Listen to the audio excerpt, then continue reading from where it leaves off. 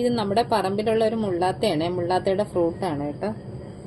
മുള്ളാത്തയുടെ ഫ്രൂട്ടാണ് അത്. പിന്നെ ഇന്ന് ചെന്ന് നോക്കിയപ്പോഴത്തേക്ക് അത് പൊട്ടി ഇങ്ങനെ നിൽക്കുന്നു. അങ്ങനെ ഫ്രൂട്ട് പറിച്ചെടുത്തതാണ്. ഇനി ഒന്ന് കട്ട് ചെയ്ത് നോക്കാം. ഇത് കേടാണോ ഇല്ലെന്നൊന്നും അറിയാൻ പറ്റത്തില്ല. ഈ നിറമൊക്കെ ആയതുകൊണ്ടേ ഒന്ന് കട്ട് ചെയ്ത് നോക്കാവേ.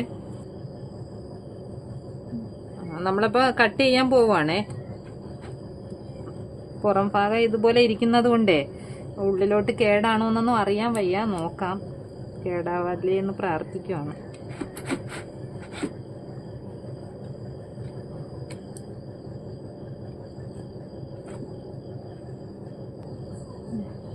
അപ്പം കട്ട് ചെയ്ത് വെച്ചിട്ടുണ്ട്. വേറെ പ്രോബ്ലം ഒന്നുമില്ല, നന്നായിട്ട് കിട്ടിയിട്ടുണ്ട്. പുറംതൊലി ഇങ്ങനെയാണെങ്കിൽ ഉള്ളിലോട്ട് വേറെ കേടൊന്നുമില്ല, നന്നായിട്ട് കിട്ടിയിട്ടുണ്ട് കേട്ടോ. അപ്പോൾ ഒരുപാട് ഔഷധ ഗുണങ്ങളുള്ള ഒരു ഫ്രൂട്ടാണേ മുള്ളാത്ത.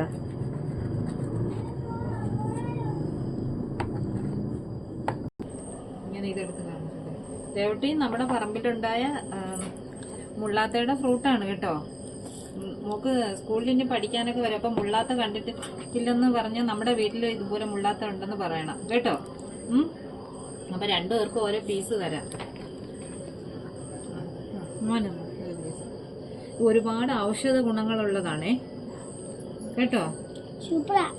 കഴിച്ചു നോക്കിയ സൂപ്പർ ആയിട്ടുണ്ടാ? ഇഷ്ടമായോടാ?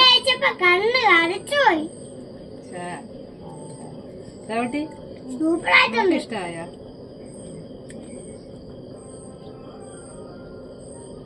കഴിച്ചോ? എങ്ങനെയുണ്ട്? ചെറിയ പുളി പിന്നെ മധുരം എല്ലാം കൂടി മിക്സ് ആയതല്ലേ. ഇത് ഔഷധ ഗുണമുള്ള ഫ്രൂട്ടാണ് കേട്ടോ.